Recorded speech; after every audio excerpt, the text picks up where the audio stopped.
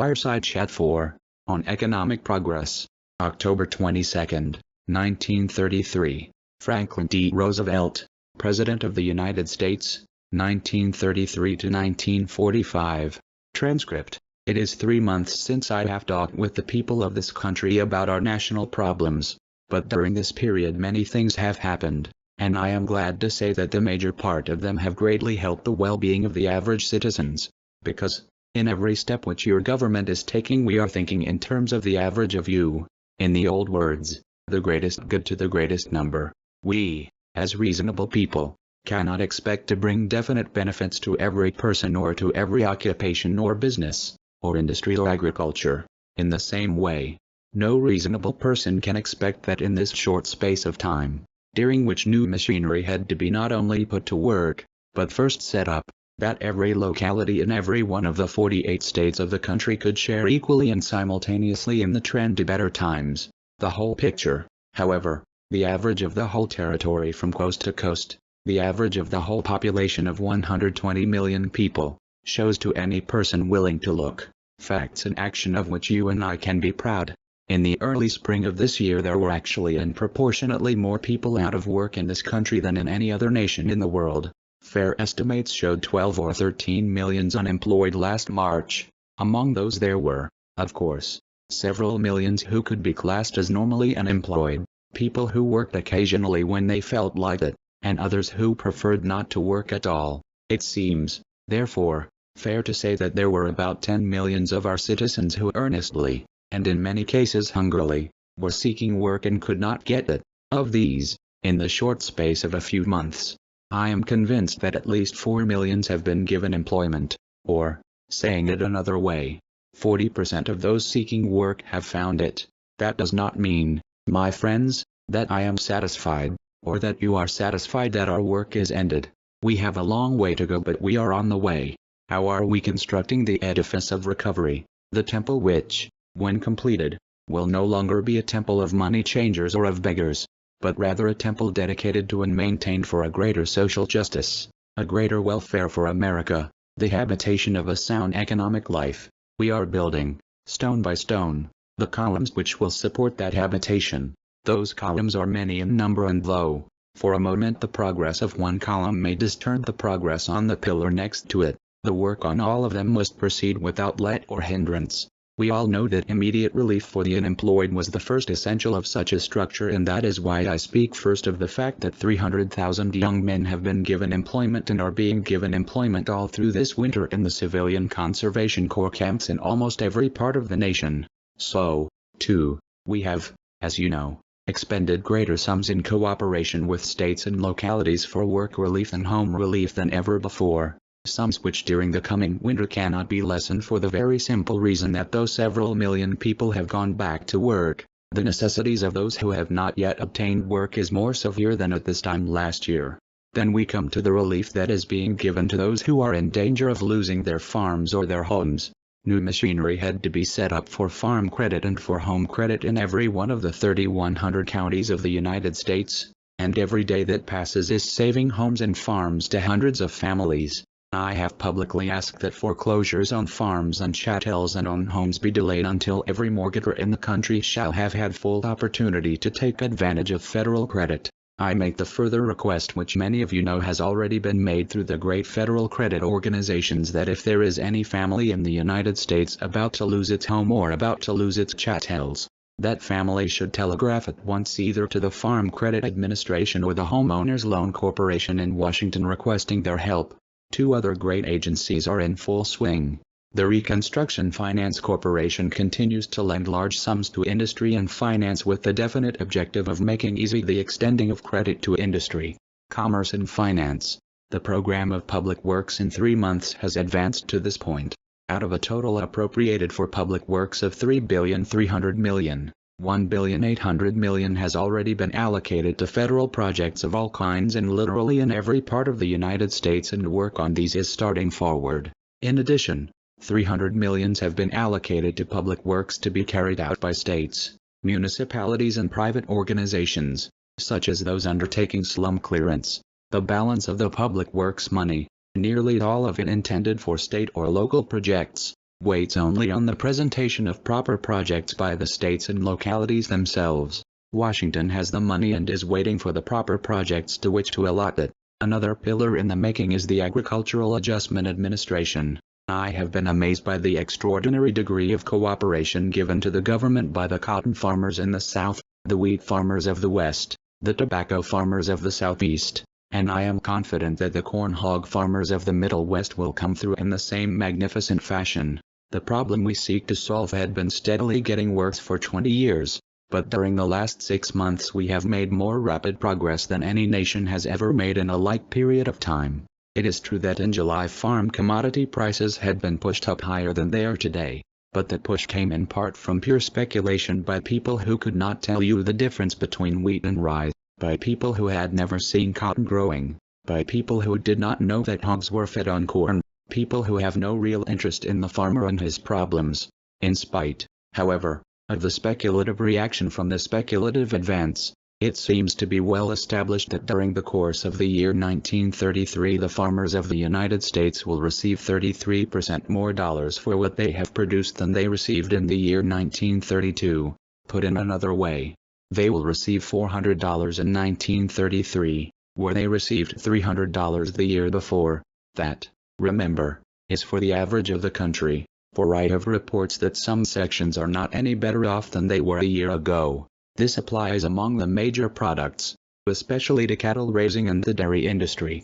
We are going after those problems as fast as we can. I do not hesitate to say, in the simplest, clearest language of which I am capable, that although the prices of many products of the farm have gone up and although many farm families are better off than they were last year, I am not satisfied either with the amount or the extent of the rise, and that it is definitely a part of our policy to increase the rise and to extend it to those products which have as yet felt no benefit. If we cannot do this one way we will do it another. Do it, we will. Standing beside the pillar of the farm, the AAA, is the pillar of industry. The NRA, its object is to put industry and business workers into employment and to increase their purchasing power through increased wages. It has abolished child labor. It has eliminated the sweatshop. It has ended 60 cents a week paid in some mills and 80 cents a week paid in some mines. The measure of the growth of this pillar lies in the total figures of reemployment which I have already given you and in the fact that reemployment is continuing and not stopping. The secret of NRA is cooperation.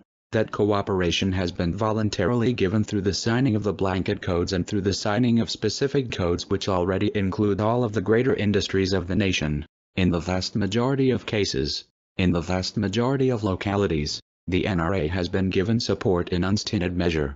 We know that there are chiselers. At the bottom of every case of criticism and obstruction we have found some selfish interest, some private axe to grind. 90% of complaints come from misconception. For example, it has been said that NRA has failed to raise the price of wheat and corn and hogs, that NRA has not loaned enough money for local public works. Of course, NRA has nothing whatsoever to do with the price of farm products, nor with public works. It has to do only with industrial organization for economic planning to wipe out unfair practices and to create re-employment. Even in the field of business and industry, NRA does not apply to the rural communities or to towns of under 2,500 population, except insofar as those towns contain factories or chain stores which come under a specific code. It is also true that among the chiselers, to whom I have referred, there are not only the big chiselers but also petty chiselers who seek to make undue profit on untrue statements. Let me cite to you the example of the salesman in a store in a large eastern city who tried to justify the increase in the price of a cotton shirt from $1.50 to $2.50 by saying to the customer that it was due to the cotton processing tax. Actually, in that shirt there was about 1 pound of cotton and the processing tax amounted to 4.25 cents on that pound of cotton. At this point it is only fair that I should give credit to the 60 or 70 million people who live in the cities and larger towns of the nation for their understanding and their willingness to go along with the payment of even these small processing taxes, though they know full well that the proportion of the processing taxes on cotton goods and on food products paid for by city dwellers goes 100% towards increasing the agricultural income of the farm dwellers of the land.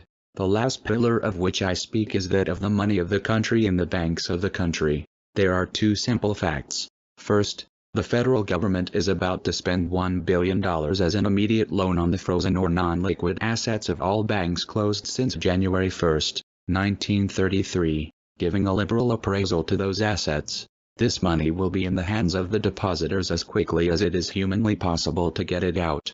Secondly, the government bank deposit insurance on all accounts up to $2,500 goes into effect on January 1. We are now engaged in seeing to it that on or before that date the banking capital structure will be built up by the government to the point that the banks will be in sound condition when the insurance goes into effect. Finally, I repeat what I have said on many occasions, that ever since last March the definite policy of the government has been to restore commodity price levels. The object has been the attainment of such a level as will enable agriculture and industry once more to give work to the unemployed. It has been to make possible the payment of public and private debts more nearly at the price level at which they were incurred. It has been gradually to restore a balance in the price structure so that farmers may exchange their products for the products of industry on a fairer exchange basis. It has been and is also the purpose to prevent prices from rising beyond the point necessary to attain these ends. The permanent welfare and security of every class of our people ultimately depends on our attainment of these purposes.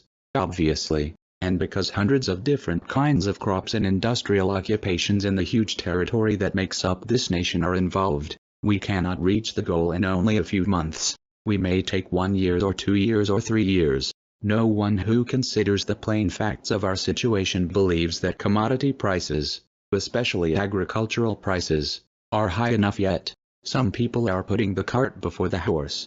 They want a permanent revaluation of the dollar first. It is the government's policy to restore the price level first. I would not know, and no one else could tell, just what the permanent valuation of the dollar will be.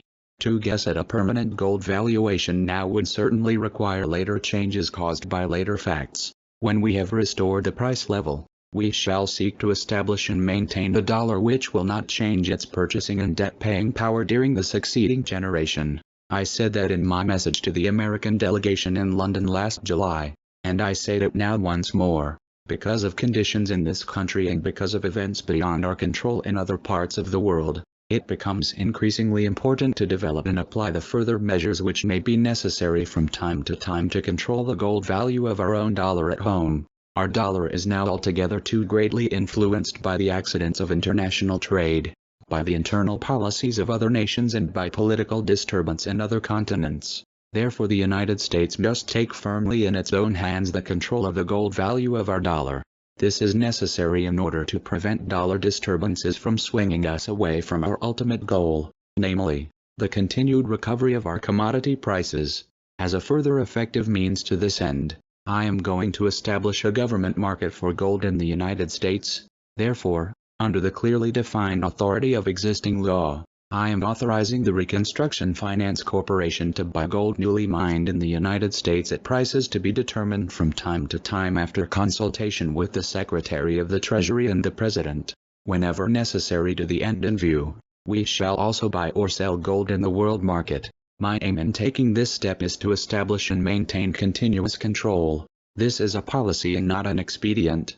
It is not to be used merely to offset a temporary fall in prices. We are thus continuing to move towards a managed currency. You will recall the dire predictions made last spring by those who did not agree with our common policies of raising prices by direct means. What actually happened stood out in sharp contrast with those predictions. Government credit is high. Prices have risen in part. Doubtless prophets of evil still exist in our midst, but government credit will be maintained and a sound currency will accompany a rise in the American commodity price level. I have told you tonight the story of our steady but sure work in building our common recovery. In my promises to you both before and after March 4th, I made two things plain. First, that I pledged no miracles and, second, that I would do my best. I thank you for your patience and your faith. Our troubles will not be over tomorrow, but we are on our way and we are headed in the right direction.